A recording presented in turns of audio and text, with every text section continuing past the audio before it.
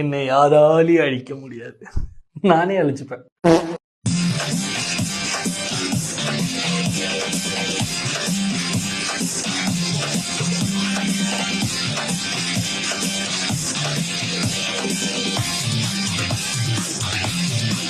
வணக்கம் கிரிக்கெட் ரசிகர்களே, welcome back to Tamil cricket brawls with you Vel Prasanth. Next welcome Rahman TVS and Praveen speaks on board.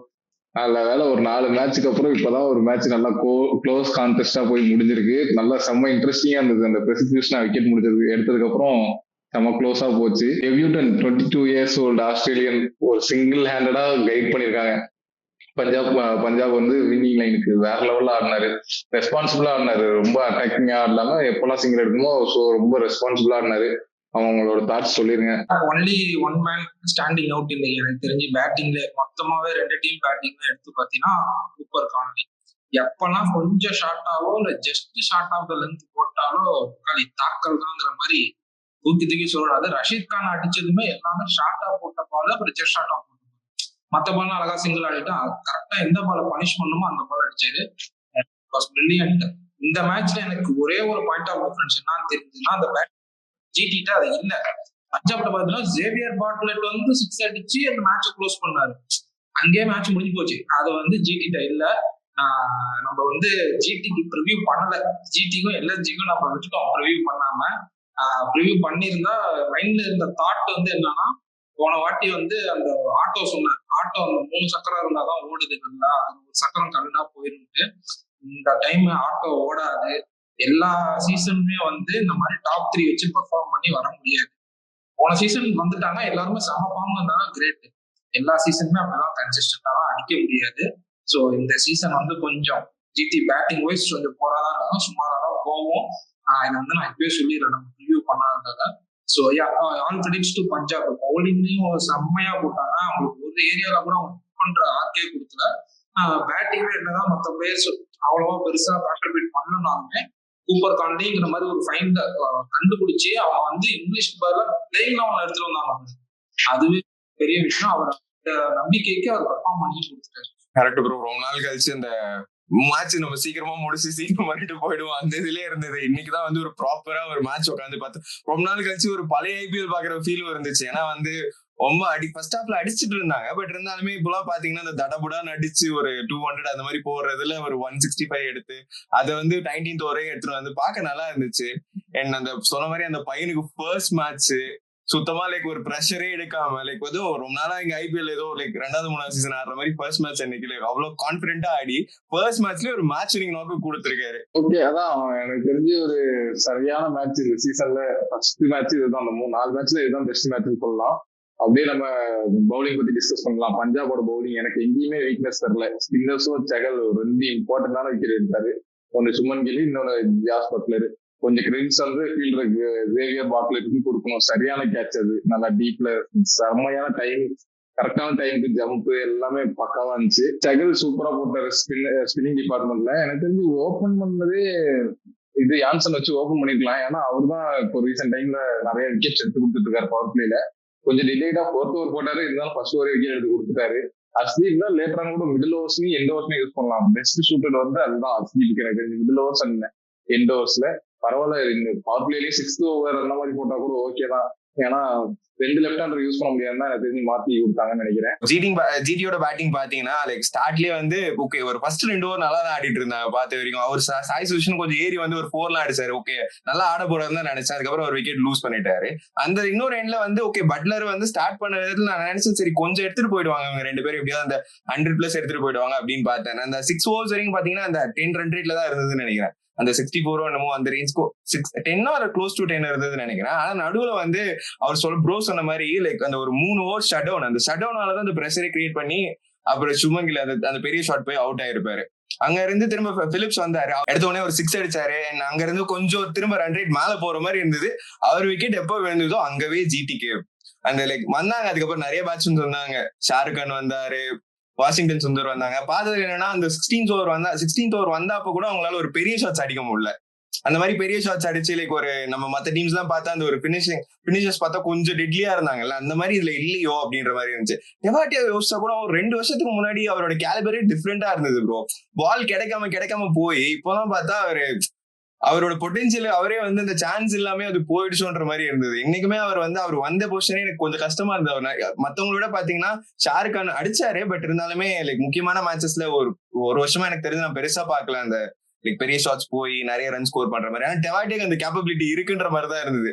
அவர் இன்னும் கொஞ்சம் மேல ஆட விட்டுட்டு வாஷிங்டன் சுந்தர் மேல ஆடினப்போ இது மாதிரி லைக் இந்த மேட்ச்ல எனக்கு தெரிஞ்சு அவருமே கொஞ்சம் மேல வந்திருந்தா அவருக்கு அந்த ஸ்பேஸ் கிடைச்சிருக்கும். ஒரு 10 பால் ஆடிட்டு அதுக்கப்புறம் கூட அந்த 16 ஓவர் மேல இன்னும் கொஞ்சம் 2-3 6 அடிச்சிருந்தா கூட இது 180 கிட்ட போயிருந்தா கூடமே இந்த மேட்ச்க்கு 180 ஒரு பெரிய டார்கெட்டா இருந்திருக்கும் ப்ரோ.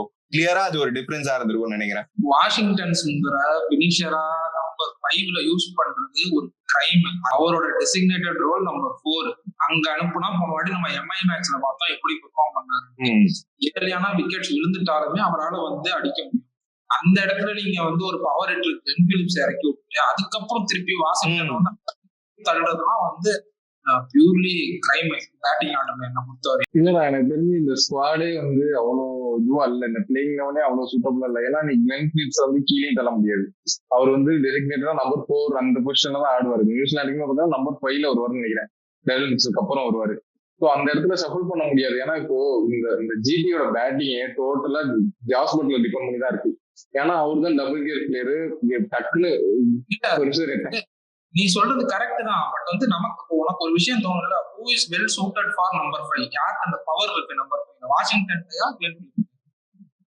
இல்ல, வாஷிங்டன் தான் நம்பர் 4ல நல்லா பண்ணுவாரு. நம்பர் 5ல தான் கிளென் பிலிப்ஸ் ஆடணும். அவருக்கு தான் அந்த பெரிய ஷாட் போகக்கூடிய ஆப்ஷன் இருக்கு, பவர் இருக்கு, எல்லாம் ஓகே அக்செப்டபிள் தான். பட் ஏன்னா அவர் வந்து ஒரு 130 வரைக்கும் அவர் எடுத்துட்டு போயிட்டு ஒரு நார்மல் இன்னிங்ஸ் ஆடி ஒரு 130 140 ஆட்டு அதுக்கப்புறம் பிலிப்ஸும் டெவாட்டியும் வந்திருந்தா இன்னும் கொஞ்சம் டிஃபரெண்டா இருந்திருக்கும். பிலிப்ஸ் வந்து அங்க 2 6 ஸ்டார்டிங்ல அடிச்சு அவுட் ஆனதுக்கு வாஷிங்டன் அங்க போயிருந்தாலுமே ஒரு இன்னும் எனக்கு தெரிஞ்சு இப்ப அடிச்சதை விட ஒரு கொஞ்சம் பவுண்டரிஸ் அடிச்சு இந்த எப்படியா இருந்தாலும் இவர் அவுட் ஆன ஒரு 120 130 எடுத்துட்டு வந்து விட்டுட்டு அதுக்கப்புறம் டெவாட்டியும் பிலிப்ஸ் வந்திருந்தா நல்லா இருந்திருக்கும்னு தோணுச்சு. மோஸ்ட்லி இப்ப ஜிடியோட சக்சஸ், பேட்டிங் சக்சஸே வந்து ஜாஸ் பட்லர் நம்பிதான் இருக்கு. அவர் அடிச்சாதான் உண்டு, அவர் அடிக்கலன்னா அந்த பேட்டிங் தேராது. ஏன்னா அவரு நம்பர் 3 கரெக்டான ஒரு பொசிஷனு, அவருக்கு பூஸ்டப் பண்ணி கொடுத்தாதான். அவரு இவ்வளவு ஸ்லோவா ஆடினாருன்னா ரொம்ப கஷ்டம். இப்போ லாஸ்ட் இயர்ல இருந்தே அவருக்கு இங்கிலாந்து இன்டர்நேஷனல்லயுமே கொஞ்சம் இந்த வேர்ல்ட் கப்லயுமே சரியா பண்ண முடியல. ஸோ அவரு பண்ணா மட்டும்தான் இந்த டீம் தேரும்.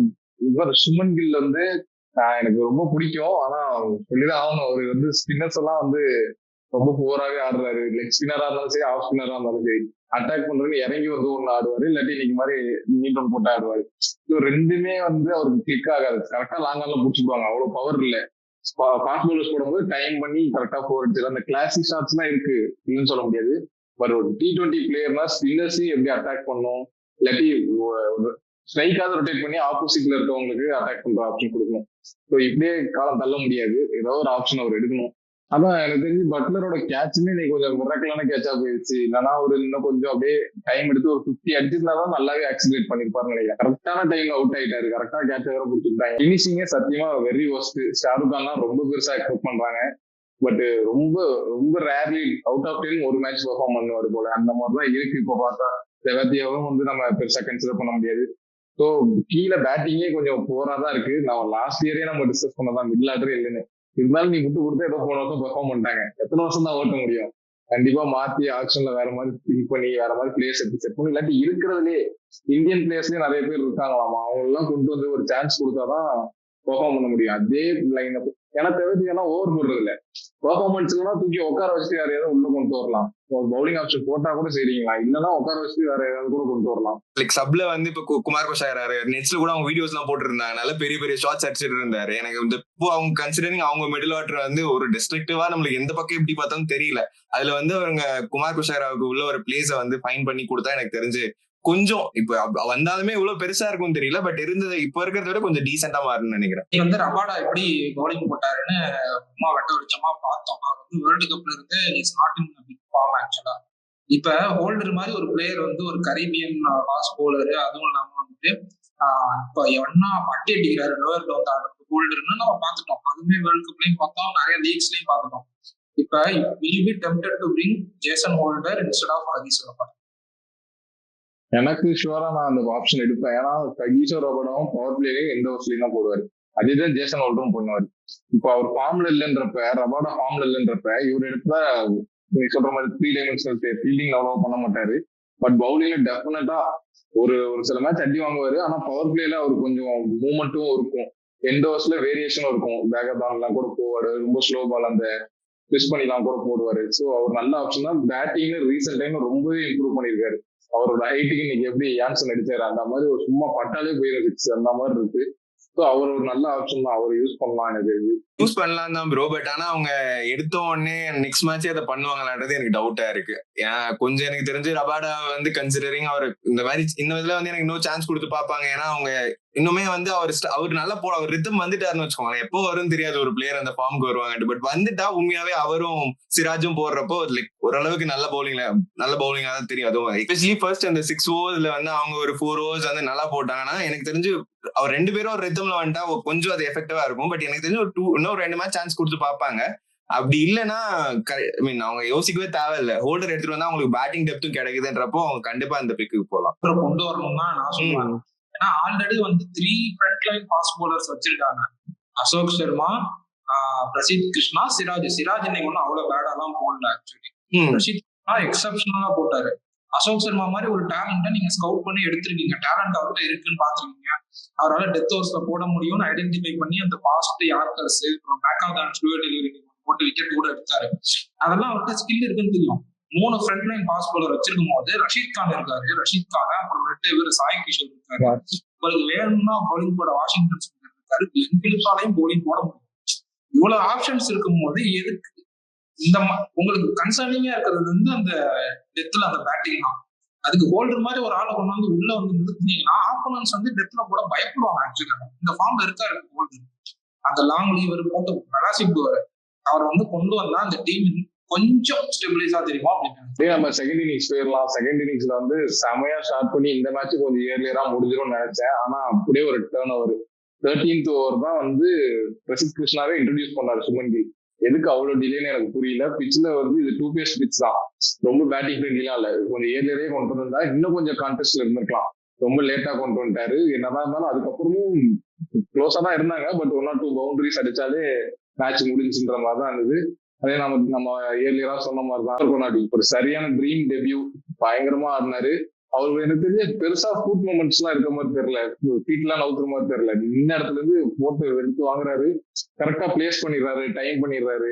சோ அவரோட பேட்டிங் எக்ஸெப்ஷனலா இருக்கு. இந்த இடத்துல நான் என்ன நினைச்சேன்னா சூப்பர் கோனலி பிளேயிங் லெவல்லே இருக்க மாட்டாருன்ற மாதிரி தான் நினைச்சேன். அந்த இடத்துல மிச்சல் ஓவன் தான் யூஸ் பண்ணுவாங்கன்னு நினைச்சேன். பட் இது ஒரு சூப்பர் ஆப்ஷனா இருக்கு.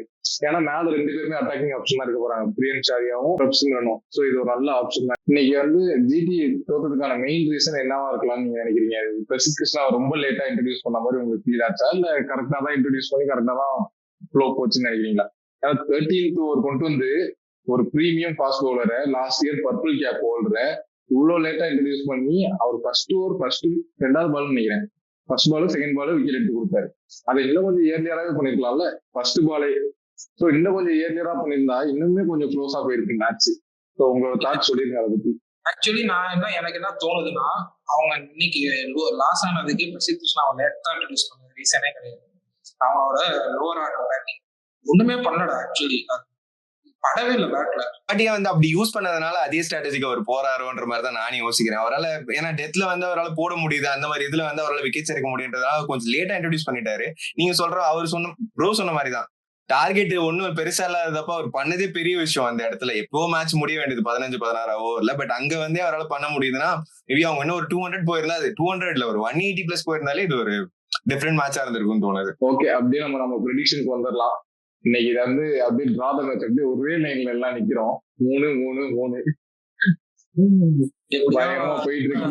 நிறுத்திருக்கா பாத்தியா? நான் பஞ்சாபுக்கு வந்து அவங்க ஸ்குவாடு நல்லா இல்லைங்கிறதுக்காக சப்போர்ட் பண்ணாம போவேன். எனக்கு ஒரு பயம், அவங்க ஜெயிச்சாங்கன்னா எப்படியாவது அடுத்து பிடிச்சி அந்த கான்பிடன்ஸ் வரிசையா ஒரு 2-3 மேட்ச் ஜெயிச்சிருவாங்களோன்ட்டு அந்த ஒரு பயத்தாலதான் நான் வந்து பஞ்சாப் சொல்ல மாட்டேன். நான் பயந்த மாதிரியே நடந்துருச்சு, ஜெயிச்சுட்டாங்க. சோ இதோட வந்து நம்ம நாளைய மேட்சோட ப்ரெடிக்ஷன் வந்து வருவோம். நாளைக்கு வந்து எல்எஸ்ஜி விசஸ் டிசி. யார சொல்றீங்க? Starting with Praveen bro. நான் டிசியே போறேன் ப்ரோ. என்னோட டாப் 4ல டிசிஏ வச்சிருக்கேன். சோ அதனால நான் டிசியே போறேன். அதுவும் இல்லாம டிசியோட ஸ்குவாட் நல்லா தான் இருக்கு. ஆனா எல்எஸ்சியோட ஸ்குவாட் நல்லா தான் இருக்கு. ரெண்டு டீமுமே நாளைக்கு கொஞ்சம் ஏன்னா நம்ம அதை பத்தி நீங்க சொல்லுங்க, நம்ம அதை பத்தி பேசல. நாளைக்கு அவங்க பண்ணதுக்கு அப்புறம் கொஞ்சம் டிஃப்ரெண்டா இருக்கும். ஆனா என்னோட ஏஜ் வந்து டிசி கொடுக்குறேன். நான் என்னோட எட்ஜ் வந்து டிசிக்கு தான் கொடுக்குறேன். ஏன்னா நாளைக்கு கண்டிப்பா டிசி பண்ணுவாங்க அப்படின்ட்டு எனக்கு தோணுது.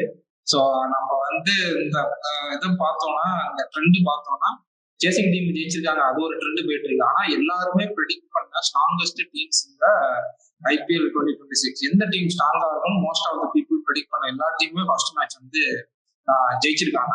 அவங்க ஃபர்ஸ்ட் மேட்ச் ஜெயிச்சிருக்காங்க. அதே மாதிரி டிசியும் ஜெயிப்பாங்க அப்படின்னு சொல்லுவேன். டிசி நான் வந்து லக்னோ தான் போறேன். எல்லாருமே எல்லா எக்ஸ்பர்ட்ஸும் நான் நிறைய பேர் பார்த்திருக்கேன். டிசி வந்து நல்ல டீம் நல்ல ஸ்குவாடா இருக்குன்னு சொல்றாங்க. நீங்க 2 பேருமே சொல்றீங்க, நம்ம ரிவ்யூல கூட சொன்னீங்க. பட் எனக்கு டிசி அந்த ஸ்குவாட் மேல ஒரு நம்பிக்கையே வரமாட்டேங்குது. கேஎல் ராகுலர் மட்டும் நம்பி போவாங்களோ இருப்பாங்களோன்னு எனக்கு தோணுது. லக்னோ கொஞ்சம் டாப் 4 செம்ம பவர்ஃபுல்லா இருக்கு. டாப் 4 நான் பையவே சொல்லலாம், ரிசர்வ் பண்ணிட்டு வரையும் செம்ம பவர்ஃபுல்லா இருக்கு. இந்தியன் பவுலிங் லைனை வச்சிருப்பாங்க. மொஷின் கான், அப்புறம் மயங்க் யாதவ் தானே, மொஷின் கான், மயங்க் யாதவ், இந்தியன் பேசர்ஸ் வச்சிருக்காங்க. ஸ்பின்னர்ஸும் கொஞ்சம் டீசெண்டா இருக்கு. எனக்கு என்னமோ நாளைக்கு லக்னோ ஜெயிச்சிருவாங்கன்னு தோணுது. வெயிட் பண்ணி பார்க்கலாம். Okay, with that note, we come to one conclusion for today's video. So, நாளைக்கு மேட்சோட ரிவ்யூல பார்ப்போம். Until then, bye from Raman.